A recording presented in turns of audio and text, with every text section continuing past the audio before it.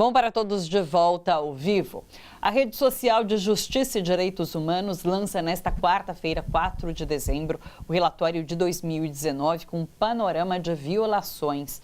Aqui no estúdio estamos com o economista Tomás Ferreira Jensen, do Conselho Consultivo da Rede Social de Justiça e Direitos Humanos, Patrícia Lino Costa, que é economista do DIEESE, e Eleilson Leite, que é coordenador de cultura da ONG Ação Educativa.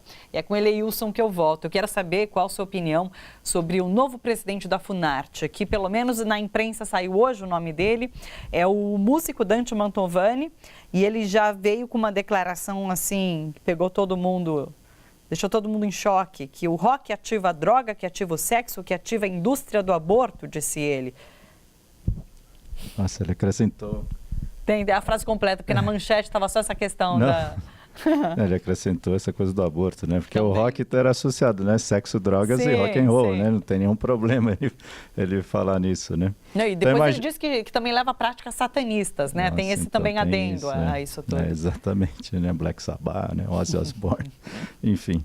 Bom, eu imagino que ele não deva pensar do hip hop, né? Do rap, né? Do samba, do funk, então. Acho que ele não nem se dá né? Ele pode dizer, nem vou me dar o luxo de comentar, né? Porque o rock ainda tem suas vertentes, assim, de pegar o rock progressivo, né? Pink Floyd, né? Tem músico... Outro dia, ele que é músico de erudito, né? Sim. No Allianz Parque, na área de ginásio, teve um concerto de uma orquestra, cujo nome eu não vou me lembrar, mas que tocou Led Zeppelin, né? 2 horas de Led Zeppelin, que é uma das maiores bandas de rock lá dos anos 70 e tal. Recentemente, o Criolo se apresentou, o Nelson Sargento se apresentou com participação do Criolo com uma orquestra sinfônica de Campinas. Então ele devia ouvir alguns dos seus colegas, ele devia ouvir o Villa-Lobos, né? Que foi, né, um músico erudito que fez essa fusão, atuou na Semana de Arte Moderna de 22, né? Então, de fato, ele está muito fora do que é a tradição brasileira, né? Que a música popular brasileira ela é tão pungente e criativa que atrai a música erudita. Sim. A música erudita ela se valoriza ao se aproximar da música popular, inclusive do rock, né? Agora, o nome como o dele e com essas declarações está dentro desse aspecto das guerras culturais. Mas piorou em relação à ocasião em que eu entreguei o artigo, né? A gente entrega os artigos ali por setembro, né, Patrícia? E aí as coisas pioraram, é incrível, né? Porque, assim, a Secretaria Especial de Cultura, né, que era antigo Ministério da Cultura, já foi reduzido para uma secretaria, mas manteve a sua estrutura. Nada deixou de existir do que era o MINC, né? E ficou subordinado ao Ministério da Cidadania, cujo ministro era Osmar Terra, que já tinha sido ministro do Desenvolvimento Social do Temer, é uma pessoa do PMDB tradicional, inclusive, né? Em relação ao qual a gente podia até ter uma certa expectativa, assim, né? Porque não é exatamente o campo Bolsonaro, mas o Osmar Terra parece que vem se alinhando muito ao bolsonarismo. E ele tinha o Henrique Pires Medeiros, que é um ativista cultural de Pelotas, de Porto Alegre, ligado ao livro e à leitura e tal, uma pessoa séria, a ponto que pediu demissão diante do veto do presidente a duas produções de vídeo que ganharam um edital do governo federal, né? Que é um assunto, se der tempo a gente fala disso. Enfim, aí o Henrique Pires saiu, entrou o Ricardo Braga, que é um economista aqui da FMU, um cara ligado ao mercado financeiro, que já era assustador, e assim eu terminei meu artigo, né? Anunciando que já estava coerente, não, é mercado, né? Sim. E tal, né? Tudo bem, não é nem, a gente já está habituado, né? E a cultura tem seu viés de indústria também, né? Mas aí entrou o Roberto Alvim. O Roberto Alvim é um dramaturgo ligado ao teatro aqui de São Paulo. E ele teve uma guinada conservadora, mas pior, messiânica. Eu não o conheço bem, até onde eu sei, ele nunca foi uma pessoa exatamente de esquerda, mas era um cara do teatro, enfim, né? E o teatro é muito articulado, né? Aqui em São Paulo, sobretudo, mas acho que no Brasil todo. E aí ele teve uma guinada em função de uma questão pessoal, que eu não vou entrar em detalhes até porque eu sei de ouvir falar, eu não vou entrar também na vida pessoal dele. O fato é que ele teve uma guinada, mas muito grande. E ele foi primeiro coordenador do Centro de Artes Cênicas da Funarte, Na gestão anterior, já teve, é o terceiro secretário, teve mais secretário do que o Palmeiras teve de técnico esse ano. Então, aí ele entrou e a secretaria foi para o Ministério do Turismo. Então, imagina, se na cidadania ela já tinha um status que tinha, agora no Ministério do Turismo, sim, cujo ministro, segundo a gente sabe pela imprensa, né, tá ali para poder ter fórum privilegiado e ficar livre, né, e ficar dos laranjal do PSL. Sim. Então, você imagina o que é. Agora, ele tem uma missão. A missão dele, ele diz lá, é de promover uma cultura que seja de direita. De direita e ligada, associada às tradições, segundo ele, judaico-cristãs do Brasil. Ele diz isso eu não estou fazendo, está escrito em qualquer lugar. Ele teve recentemente, ele demorou para nomear seus auxiliares, porque ele teve na Europa, numa reunião da Unesco, onde ele fez escândalos lá, tá? Deixou a imagem do Brasil muito prejudicada com as atitudes dele nas reuniões da Unesco na Europa recentemente. E ele nomeou esse Dante, agora até esqueci o nome dele. Mantovani, sim, assim como nomeou o Sérgio Nascimento, que é um ativista negro, que eu soube que é filho do Oswaldo Camargo. Nossa, eu não sabia, que é um escritor ligado à Frente Negra, os militantes mesmo do movimento negro. Eu fiquei impressionado com essa informação que minhas colegas me deram hoje. Enfim, são pessoas que estão trabalhando contra. Eles estão trabalhando contra tudo que está aí. A Funarte, ela é muito importante. Ela é a fundação de fomento às artes. A Funarte, ela existe antes do Ministério. Ela foi criada em 1975. O Ministério da Cultura foi criado em 85. Então, ela tem a capilaridade, tem 10 escritórios regionais, enfim, faz editais, tem seus espaços culturais. Aqui em São Paulo, é o Teatro de Arena da Funarte. Fora o espaço lá no Bom Retiro, na Alameda Norte. Tem exposições, você imagina aquilo vai virar o quê? Um templo religioso, né? Enfim. Então, é uma ação coordenada radical. O que a gente está vivendo hoje, eu estou alertando as pessoas que vão ter contato com o texto que eu fiz no relatório, está pior. Infelizmente, está pior. É radical. A ação que está se vendo hoje é radical. E agora mesmo sim, sem disfarces. E é muito complicado você pensar assim, o Ministério da Cultura nunca teve lá sua grande importância, 1% do orçamento. Agora, como secretaria tal, ainda assim, gente, a Secretaria Especial da Cultura tem duas coisas fundamentais.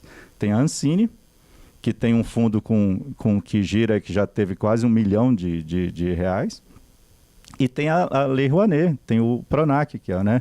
A Lei Rouanet, ela aprova anualmente mais de 1 bilhão de projetos, nem todos captam. Então, é o poder que ela tem de ativar o mercado, ativar a cultura. Então, mesmo numa condição precarizada como ela está, ela tem poder. E esse poder, pelo que a gente está vendo, vai ser usado para combater, para promover uma arte conservadora. Sim. Para dizer o mínimo. Sim. Tomás. É por isso que o Dante fala isso. A Patrícia falou sobre esse aspecto da individualização, né?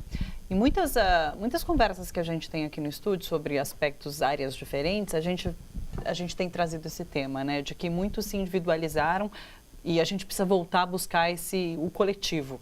E isso é um pouco do que é o sindicato, do que o sindicato precisa buscar, é voltar às bases para voltar a fazer essas discussões em termos coletivos. É um pouco disso.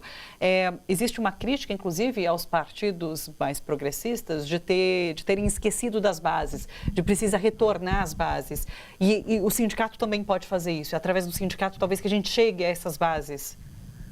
Sem dúvida, né? Historicamente, os sindicatos surgem para isso, né? Uma organização de trabalhadores com caráter reivindicatório, né? Mas que articulam depois, ao longo da história, uma dimensão jurídica muito importante, né? E também depois política e social, né? O movimento sindical brasileiro tem uma contribuição enorme, né? À cidadania, inclusive na Constituição de 88, né? As centrais sindicais foram fundamentais no processo constituinte para pressionar os deputados constituintes que conseguiram, né, enfim, geraram uma Constituição que, de certa forma, estruturou, né, todo esse crescimento econômico com alguma redução de desigualdade nesses últimos 30 anos. Né, e foi muito por força da pressão do movimento sindical que enfim, entendeu esse papel social, né. a política de valorização do salário mínimo, né, que tem uma origem também no diálogo com o DIEESE, é uma expressão, talvez a máxima, né, de uma política social ampla, né, mas que sem o movimento sindical, sem as centrais sindicais liderando e levantando essa bandeira em marchas a Brasília, jamais teria saído. E é uma política que tem um impacto para trabalhadores que a maior parte deles, inclusive, nem são sindicalizados, né? E teve uma contribuição enorme para a redução da desigualdade no Brasil. Sim. A educação popular freiriana, que nós temos trabalhado no DIEESE, ela tem uma intencionalidade de organização popular, né? O próprio Paulo Freire dizia, né, que a educação popular é também uma metodologia de organização popular, né? Só que uma organização popular consciente, crítica, né? E, de certa forma, por isso que o Paulo Freire também é alvo dessa guerra, né, que a gente está vivendo aqui no Brasil, dessa ditadura, né? Porque tudo que seja algo que leve as pessoas a refletirem criticamente ou a experimentarem a cultura, a criação, vai ser alvo desse governo. Então, Paulo Freire está nisso, reflexões críticas sobre a economia brasileira estão nisso, né? Eles trabalham com a ignorância, né? Não só aqui, mas esse próprio tweet, né, do Donald Trump que a gente viu, é uma coisa... O próprio Donald Trump não sabe o que está escrevendo, né? Porque a desvalorização do real tem muito a ver com a decisão do Banco Central dos Estados Unidos de reduzir a taxa de juros, né? Por isso que também a nossa moeda aqui vai se valorizando, vai se desvalorizando. Pelo jeito que ele fala, parece uma ação deliberada do governo brasileiro. Eu vou subir o uma dólar. Forma de... Você não precisa ter um AI-5 decretado, mas você vai mantendo um cenário de ignorância em todos os aspectos do debate, né? Por isso que para o bolsonarismo interessa muito esse tipo de declaração, né, estúpida como essa que foi mencionada aqui do rock, né, enfim. Sim. E essa do Donald Trump e a resposta do Bolsonaro, né, como se o debate ele fosse interditado pela ignorância, né? O nosso papel do movimento sindical e da rede social é trazer elementos que levem as pessoas a refletirem criticamente a partir da nossa história, né, de fato, quais são os nossos problemas e caminhos de saída, né? Porque se ficar nesse debate aí dos tweets, né, a gente vai ficar nesse abismo de ignorância. Agora, nesse sentido da individualização e do coletivo, é muito simbólico que nesse momento a gente deixou de falar sobre cooperativas e algo que a gente falava muito, inclusive aqui na TVT, e no todo se ouve muito mais agora falar sobre empreendedorismo. O empreendedorismo ele é individual. Sim. E é muito complicado no sentido de que nem todos têm uma característica de um empreendedor ou têm a vontade de ser um empreendedor. Na verdade, muita gente entra no empreendedorismo por falta de opção. E aí os números do Sebrae às vezes mostram, né, que você tem empresas que começam e terminam com menos de 6 meses. Sim. Mas eu acho que é importante destacar que assim, o Brasil precisa crescer. E ele precisa crescer e se desenvolver. Ele precisa fazer uma política que olhe para dentro do nosso país, faça a economia crescer distribuindo renda. Porque senão, como que as pessoas vão consumir se elas estão cada vez mais premidas? Aumentos de bens essenciais como carne, gás, eletricidade, que são coisas que as pessoas precisam pagar. Então, tudo isso sai de um salário que está cada vez menor. E para consumo básico. Então, às vezes você olha para frente e fala, para onde vai? Porque se você precisa que as pessoas ajam como consumidores, você precisa dar a ela condições, ou seja, que gere emprego, que gere renda, que essa renda se mantenha, não que seja uma renda intermitente, como é a proposta do trabalho intermitente da reforma trabalhista.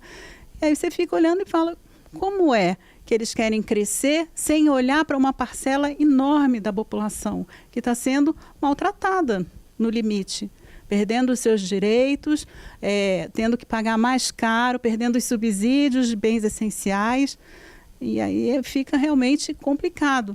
E aí para o empreendedor que vai vender aqui dentro, ele não vai achar mercado suficiente para poder se manter no negócio. Mais uma pausa rápida nessa conversa. A gente vai voltar a falar sobre a morte de 9 jovens em Paraisópolis após uma ação da polícia. E vamos entender como a notícia pode levar à criminalização das vítimas e como a grande imprensa tem tratado esse episódio. Nós conversamos com a linguista Letícia Salorenzo. Oi, Letícia, tudo bom? Olá, tudo bom, Thalita? Tudo certo. Letícia, eu vi muitas notícias trazendo no título a questão da tragédia e poucas falando sobre um massacre, uma chacina, que, ao meu ver, tem uma relação maior com a questão da responsabilidade. Mas você é especialista, você que fala. A tragédia versus o massacre também é uma coisa que eu reparei, né? Que a Globo News está falando da tragédia de Paraisópolis, a tragédia, e os veículos de esquerda estão falando de massacre, né? Isso eu reparei. Mas uma coisa que eu gosto muito de reparar quando tem notícia envolvendo a polícia é como a polícia não aparece nas manchetes, né? Tem muitos casos disso. Ontem, por exemplo, eu peguei 6 manchetes que saíram na hora e eu observei que 2 delas me chamaram muita atenção. Por exemplo, a da CBN. Baile funk termina em ao menos 9 mortes na favela de Paraisópolis, em São Paulo. Cadê a polícia?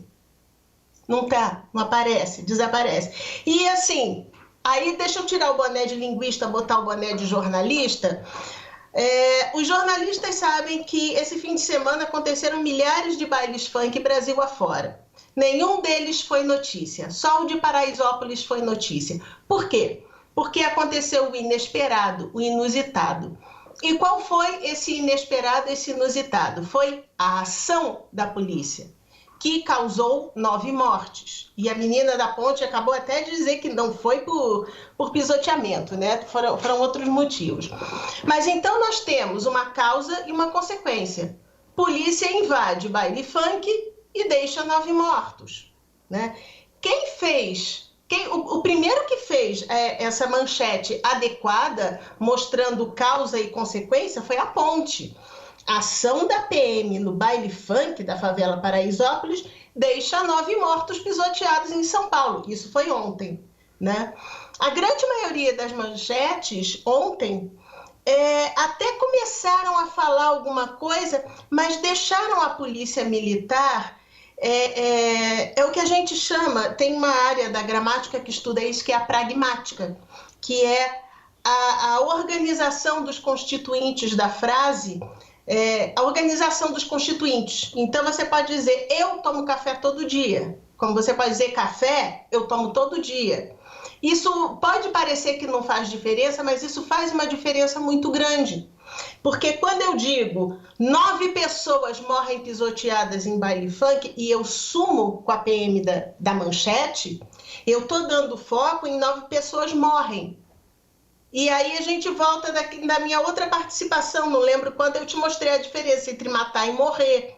A diferença entre João matou Maria e Maria morreu.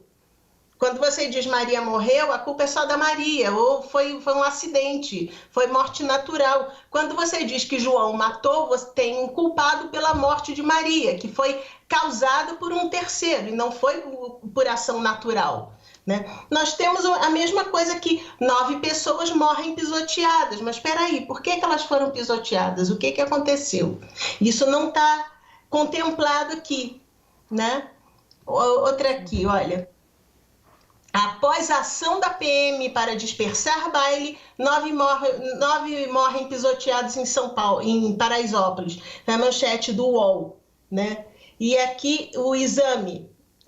PM diz que apenas reagiu a ataques da população em Paraisópolis. Ou seja, a PM já está se colocando na defensiva. A PM é sempre santa, a PM nunca faz nada de errado.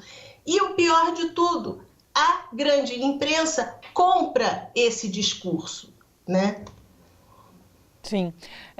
Tem um exemplo que é bastante claro em relação a esse uso das palavras, que é quando a grande imprensa vai falar sobre movimentos sociais de habitação que invadem um local e não ocupam, como seria o uso correto da palavra, né? E você... mas o exército americano, ele sempre ocupa um país inimigo, ele nunca invade, né? Exatamente, pois é. Então, é isso, existem interesses, existem formas de criminalizar um acontecimento a partir das palavras que você usa. Exatamente, e a ordem como você coloca isso na manchete, repare como as manchetes começam. Começa ação da PM, ação da PM, ação da PM. Ou então começa 9 mortos, 9 mortos, 9 mortos. Qual é o assunto que você vai tratar? Quando você fala de 9 mortos, você está falando dos 9 mortos. Você não vai falar da PM que causou essas mortes, né? Sim. Isso é muito importante a gente prestar atenção e principalmente se ainda tem algum jornalista de grande imprensa que está me ouvindo, por favor, gente, vamos prestar atenção nisso, para de cair nessa esparrela. Às vezes parece que eles caem de inocente que são, sabe? Eles pegam o press release da polícia e publicam e pronto, está feito. Só que isso não é jornalismo. Sim. Importante a gente tomar muito cuidado e ler com muita atenção o que se escreve, o que está sendo publicado na imprensa. É isso. Letícia, muito obrigada pela análise. Até a próxima. Tchau, tchau. Até a próxima. Um beijo. Tchau, tchau. Pessoal, acabou nosso tempo. Quero agradecer demais a participação de vocês. Lembrando que o relatório então vai ser publicado na quarta-feira, dia 4 de dezembro, no Sesc Bom Retiro. Todo mundo convidado para acompanhar o lançamento. Obrigada, pessoal. Olha só, bom para todos ficar por aqui. Lembrando que você pode assistir ao nosso programa nas reapresentações. Tem hoje às 11 horas da noite e amanhã às 9 horas da manhã. Você que nos acompanha pelo YouTube ou Facebook, não esquece de dar like no nosso vídeo. Se quiser, compartilhe também. Muito obrigada pela companhia e até amanhã. Tchau, tchau.